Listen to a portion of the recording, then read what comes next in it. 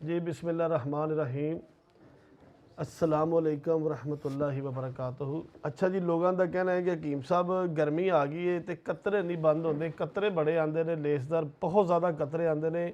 नमाजी लोग जोड़े ने कहते हैं कि असीं नमाज पढ़ने तो बड़े तंग हाँ, नमाज पढ़ने तो सानू कतरे आते हैं, वजू करने वजू खराब हो जाता है। ये वास्ते कोई ऐसी चीज़ ऐसा नुस्खा दस दो ताकि असीं उस नुस्खे को बनाइए, बनाने तो बाद उन्हें इस्तेमाल करिए ताकि साढ़े कतरे बंद हो जाए।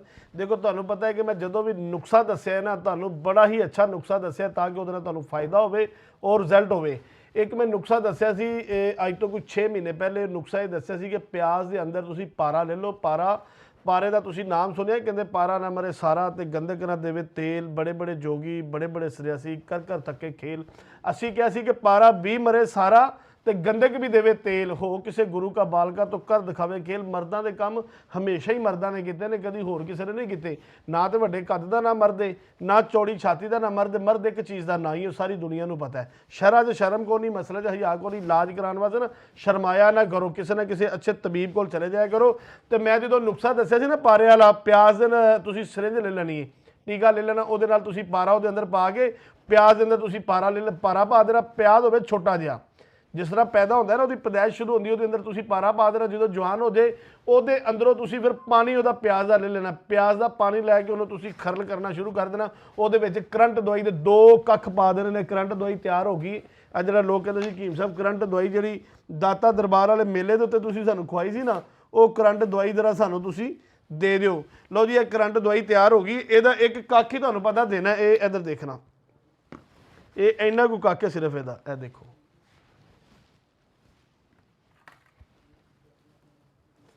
ये इन्ना कख है करंट दवाई का।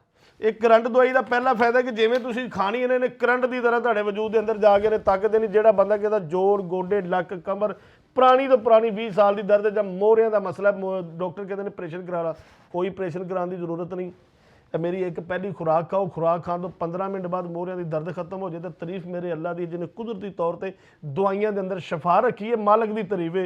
ये ईमानदार लोगों का काम है। पिछली एक मैं वीडियो के अंदर तुहानूं दस्सिया, एक वीडियो बना बैठा जी मैं किते अपना गया सा, उत्थे लेडीज़ नाल कुछ वीडियो बन गई। कमेंट लोग बड़े गलत करते पे, हकीम साहब तुसीं दीन दीयां गल्लां करदे हो, इतना अच्छा काम करदे हो, तो तुसीं बीबियां दे नाल वीडियो बनाई ते बनाने तो बाद जिहड़ा है ना अपना तुसीं ਉਹਦਾ लिबास भी अच्छा नहीं सी, और ਤੁਹਾਨੂੰ ये चीज़ां ਜਿਹੜੀਆਂ ना इजाजत नहीं ਦਿੰਦੀਆਂ ताकि ਤੁਹਾਡੀ शख्सियत ਜਿਹੜੀ ना बहुत अच्छी है तो ਤੁਹਾਡਾ ਮਿਆਰ ਖਰਾਬ ਹੁੰਦਾ। ਤੁਸੀਂ ਇਹ ਵੀਡੀਓ देखो, मेरा कोई ऐसा मकसद नहीं सी।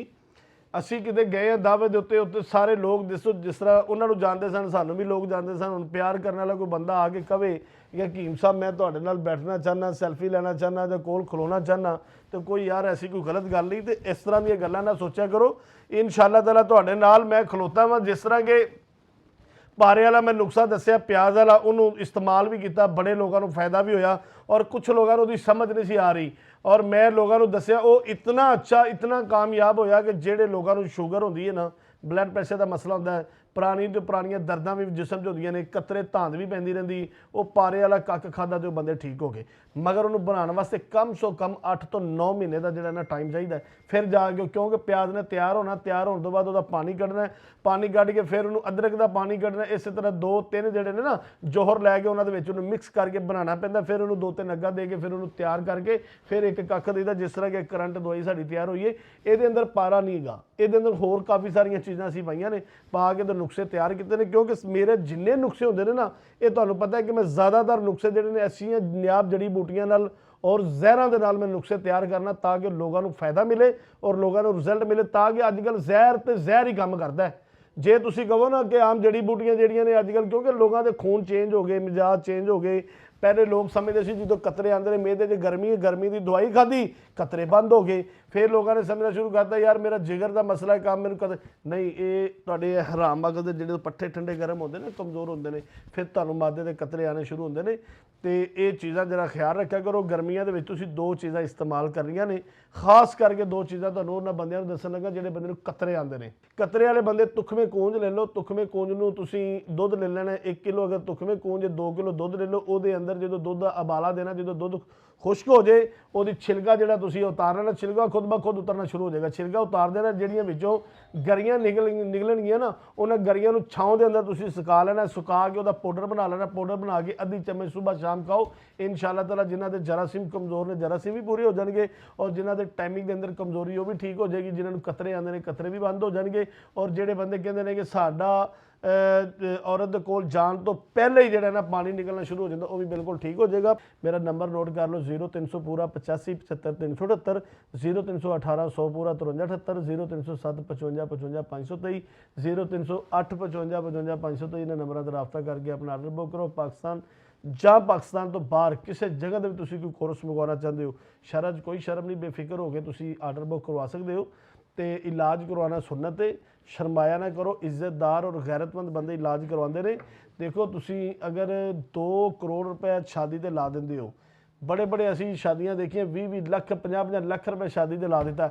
ਅਗਰ ਰਾਤ ਨੂੰ ਔਰਤ ਦੇ ਮੈਦਾਨ 'ਚ ਜਾ ਕੇ ਅਗਰ ਮੀਆਂ ਮਿੱਠੂ ਸਿਰ ਨਾ ਚੁੱਕੇ ਤੇ 20 ਲੱਖ ਰੁਪਏ ਦੀ ਜਾਂ 50 ਲੱਖ ਦੀ ਵੀ ਐਸੀ ਦੀ ਤੈਸੀ ਫਿੱਟ ਜਾਂਦੀ। ਫਿਰ ਅੰਦਰੋਂ ਘੁੰਡ ਕੱਢ ਕੇ ਬੰਦਾ ਇੰਜ ਨਿਕਲਦਾ ਬਾਹਰ ਜਿਵੇਂ ਉਹਦੀ ਸ਼ਾਦੀ ਹੋਈ ਹੁੰਦੀ, ਕਿਉਂਕਿ ਸ਼ਰੀਕਾ ਜਦੋਂ ਬੈਠਾ ਹੋਵੇ ਨਾ ਬੂਹੇ ਤੇ, ਫਿਰ ਹਕੀਮ ਯਾਸੀਨ ਨੂੰ ਯਾਦ ਕਰਨ ਦਾ ਫਾਇਦਾ ਕੋਈ ਨਹੀਂ ਹੈਗਾ। ਮੈਨੂੰ ਯਾਦ ਕਰਨਾ ਹੈ ਤਾਂ ਸ਼ਾਦੀ ਤੋਂ ਪਹਿਲੇ ਯਾਦ ਕਰੋ ਤਾਂ ਕਿ ਤੁਹਾਨੂੰ ਨੁਕਸਾ ਦਈਏ। ਫਿਰ ਉਸ ਟਾਈਮ ਕੀਮਤ ਮੇਰੀ ਮਰਜ਼ੀ ਦੀ ਹੁੰਦੀ ਹੈ।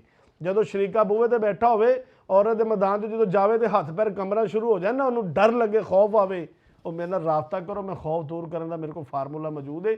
ਔਰ ਇਨਸ਼ਾਅੱਲਾ ਤਾਲਾ ਮੈਂ ਉਸ ਕੈਪਸੂਲ ਦਾ ਵੀ ਨਾਂ ਨਹੀਂ ਲਾਂਗਾ, ਕਿਉਂ ਕਿ ਮੈਨੂੰ ਲੋਕਾਂ ਨੇ ਦੱਸਿਆ ਹੈ ਕਿ ਜਿਹੜੇ ਮੇਰੇ ਮਰੀਜ਼ ਨੇ ਨਾ ਜਿਹੜੇ ਇੰਡੀਆ ਦੇ, ਉਹਨਾਂ ਨੇ ਮੈਨੂੰ ਕਿਹਾ ਕਿ ਹਕੀਮ ਸਾਹਿਬ ਤੁਸੀਂ ਇਸ ਚੀਜ਼ ਦਾ ਨਾਮ ਨਾ ਲਿਆ ਕਰੋ। ਮੈਂ ਉਸ ਚੀਜ਼ ਦਾ ਨਾਮ ਨਹੀਂ ਲਾਂਗਾ, ਸਮਝਣ ਵਾਲੇ ਸਮਝ ਆਣਗੇ। ਤੇ ਪਾਰੇ ਦੀ ਗੋਲੀ ਵੀ ਤਿਆਰ ਜੇ। ਗਰਮੀਆਂ ਦੇ ਜਿਹੜੇ ਨੁਸਖੇ ਸਨ ਤਿਆਰ ਕਰਨੇ ਸੀ, ਅਸੀਂ ਸਾਰੇ ਤਿਆਰ ਕਰ ਲਏ ਨੇ। ਤੇ ਜਿਹੜੀਆਂ ਗੱਲਾਂ ਰਹਿ ਗਈਆਂ ਨੇ ਤੁਸੀਂ ਫੋਨ ਕਰੋ, ਫੋਨ ਦੇ ਉੱਤੇ ਇਨਸ਼ਾਅੱਲਾ ਤਾਲਾ ਤੁਹਾਨੂੰ ਸਾਰਾ ਅਸੀਂ ਦੱਸਾਂਗੇ, ਜਿਹੜੀਆਂ ਚੀਜ਼ਾਂ ਅਸੀਂ ਤੁਹਾਨੂੰ ਵੀਡੀਓ 'ਚ ਨਹੀਂ ਦੱਸ ਸਕੇ। ਬਹੁਤ ਸ਼ੁਕਰੀਆ। ਅਸਲਾਮ।